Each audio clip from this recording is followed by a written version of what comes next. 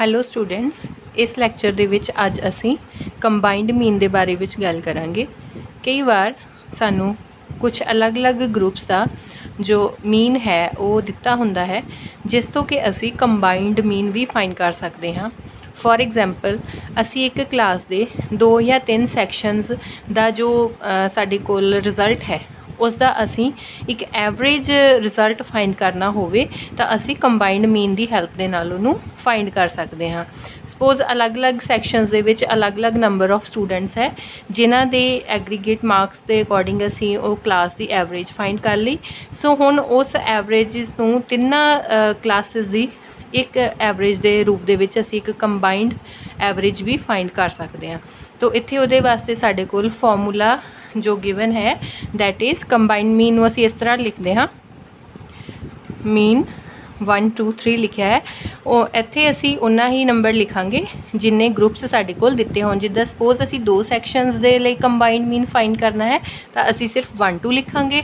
ਅਗਰ 4 ਦੇ ਲਈ ਅਸੀਂ 4 ਸੈਕਸ਼ਨਸ ਦਾ ਡਾਟਾ ਅਸੀਂ ਕੰਬਾਈਨ ਕਰਨਾ ਹੋਵੇ, ਕੰਬਾਈਨ ਮੀਨ ਫਾਈਂਡ ਕਰਨਾ ਹੋਵੇ ਤਾਂ ਅਸੀਂ 1 2 3 4 ਲਿਖਾਂਗੇ। ਸੋ ਇਸੇ ਤਰ੍ਹਾਂ ਇਹ ਡਿਪੈਂਡ ਕਰਦਾ ਹੈ ਕਿ ਕਿੰਨੇ ਗਰੁੱਪਸ ਦੇ ਲਈ ਅਸੀਂ ਡਾਟਾ ਜਿਹੜਾ ਕੰਬਾਈਨ ਮੀਨ ਉਸ ਤੋਂ ਅਸੀਂ ਫਾਈਂਡ ਕਰਨਾ ਹੈ, ਓਨਾ ਹੀ ਇਹ ਨੰਬਰ ਜਿਹੜਾ ਉਹ ਘੱਟ ਜਾਂ ਵੱਧ ਹੋ ਸਕਦਾ ਹੈ। ਇਸੇ ਤਰ੍ਹਾਂ ਫਾਰਮੂਲਾ ਵੀ ਇੱਥੇ ਮੈਂ ਜਨਰਲਾਈਜ਼ਡ ਫਾਰਮ ਦੇ ਵਿੱਚ ਹੀ ਲਿਖਿਆ ਹੈ। ਇਸ ਦਾ ਮਤਲਬ ਇਹ ਹੈ ਕਿ ਇਹ ਫਾਰਮੂਲਾ ਜਿਵੇਂ ਜਿਵੇਂ ਸਾਡੇ ਕੋਲ ਜੋ ਗਰੁੱਪਸ ਹੈ ਉਹ ਇਨਕਰੀਜ਼ ਹੁੰਦੇ ਜਾਣਗੇ, ਇਹ ਫਾਰਮੂਲਾ ਉੱਥੇ ਤੱਕ ਐਕਸਟੈਂਡ ਹੁੰਦਾ ਜਾਏਗਾ। ਅਗਰ ਨੰਬਰ ਆਫ ਜੋ ਗਰੁੱਪਸ ਹੈ ਉਹ ਸਾਡੇ ਕੋਲ ਘੱਟ ਹੈ ਤਾਂ ਇਹ ਉਨਾ ਹੀ ਸਾਡੇ ਕੋਲ ਇੱਥੇ ਵੈਲਿਊਜ਼ ਜੋ ਆ ਉਹ ਘੱਟ ਹੁੰਦੀਆਂ ਜਾਣਗੀਆਂ। ਤਾਂ ਕੰਬਾਈਨਡ ਮੀਨ ਫਾਈਂਡ ਕਰਨ ਦੇ ਲਈ ਐਟਲੀਸਟ 2 ਗਰੁੱਪਸ ਤਾਂ ਸਾਨੂੰ ਜੋ ਹੈ ਉਹ ਚਾਹੀਦੇ ਹੀ ਹਨ, ਤਾਂ ਹੀ ਅਸੀਂ ਉਹਨਾਂ ਨੂੰ ਕੰਬਾਈਨ ਕਰਾਂਗੇ। ਸੋ ਇੱਥੇ ਫਾਰਮੂਲੇ ਦੇ ਵਿੱਚ ਦੇਖ ਸਕਦੇ ਹੋ ਕਿ ਫਾਰਮੂਲਾ ਕੀ ਹੈ, N1 X1 mean plus N2 X2 mean. N1 is number of observations in first group, N2 is number of observation in second group, X1 mean is mean for group 1, X2 mean is mean for group 2. ਇੱਥੇ ਹੁਣ ਅਸੀਂ ਇੱਕ example ਦੀ help ਦੇ ਨਾਲ combined ਮੀਨ find ਕਰਨਾ ਸਿੱਖਾਂਗੇ।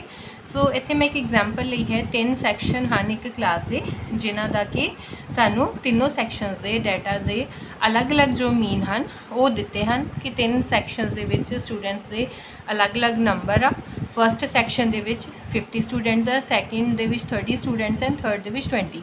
ਉਹਨਾਂ ਦੇ ਜੋ ਐਗਜ਼ਾਮ ਦੇ ਵਿੱਚ ਮਾਰਕਸ ਆਏ ਆ ਉਹ ਮੀਨ ਮਾਰਕਸ ਅਸੀਂ ਸੈਕਸ਼ਨ ਵਾਈਜ਼ ਫਾਈਂਡ ਕਰ ਲਏ। ਫਸਟ ਸੈਕਸ਼ਨ ਦੇ ਮੀਨ ਮਾਰਕਸ ਹੈਗੇ ਆ 40, X2 group that means B section ਦੇ ਜੋ ਮੀਨ ਮਾਰਕਸ ਹੈ ਉਹ 45 ਹੈ। ਥਰਡ ਗਰੁੱਪ ਜੋ ਹੈ ਸੈਕਸ਼ਨ C, ਉਹਦੇ ਜੋ ਮੀਨ ਮਾਰਕਸ ਹਨ ਉਹ 50 ਹਨ। ਹੁਣ ਅਸੀਂ ਪੂਰੀ ਕਲਾਸ ਦਾ ਇੱਥੇ ਤਿੰਨੋਂ ਸੈਕਸ਼ਨਸ ਦਾ ਕੰਬਾਈਨਡ ਮੀਨ ਫਾਈਂਡ ਕਰਨਾ ਹੈ ਕਿ ਪੂਰੀ ਕਲਾਸ ਨੂੰ ਅਗਰ ਅਸੀਂ ਓਵਰਆਲ ਇੱਕ ਕਲਾਸ ਦੀ ਐਵਰੇਜ ਮਾਰਕਸ ਦੇਖਣੇ ਹੋਣ ਤਾਂ ਉਹ ਕਿੰਨੇ ਆ। ਸੋ ਉਹ ਦੇਖਣ ਦੇ ਲਈ ਹੁਣ ਅਸੀਂ ਇਹ ਡਾਟਾ ਨੂੰ ਫਾਰਮੂਲੇ ਦੇ ਵਿੱਚ ਪੁੱਟ ਕਰ ਦਾਂਗੇ। ਤਾਂ ਹੁਣ ਇਸ ਕੇਸ ਦੇ ਵਿੱਚ ਇਹ ਜਿਹੜਾ ਫਾਰਮੂਲਾ ਹੈ ਉਹ ਸਾਡੇ ਕੋਲ ਇੱਥੇ ਐਕਸਟੈਂਡ ਹੋ ਜਾਏਗਾ ਅਪ ਟੂ 3 ਗਰੁੱਪਸ, ਬਿਕਾਜ਼ ਸਾਡੇ ਕੋਲ ਇੱਥੇ 3 ਗਰੁੱਪਸ ਹਨ। ਤਾਂ ਇਹ ਸਾਡੇ ਕੋਲ N3 X3 ਮੀਨ ਬਣ ਜਾਏਗਾ, N3।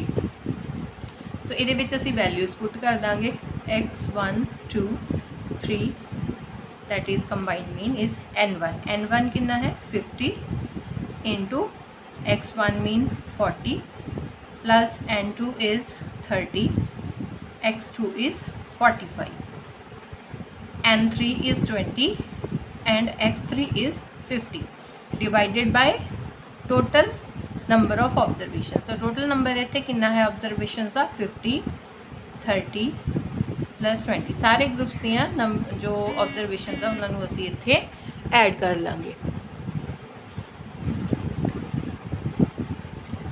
सो ये साढ़े कोल बन जाएगा मल्टीप्लाई करके 2000 1350 1000 एंड 100।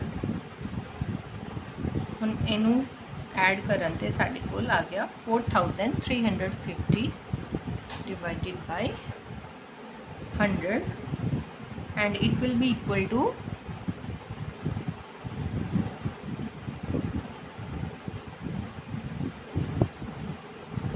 43.5। ਸੋ ਇਹ ਸਾਡੇ ਕੋਲ ਤਿੰਨੋਂ ਸੈਕਸ਼ਨਸ ਦੇ ਅਸੀਂ ਜੋ ਕੰਬਾਈਨਡ ਮੀਨ ਹੈ, ਕੰਬਾਈਨਡ ਮਾਰਕਸ ਹੈ, ਉਹ ਫਾਈਂਡ ਕਰ ਲਓ।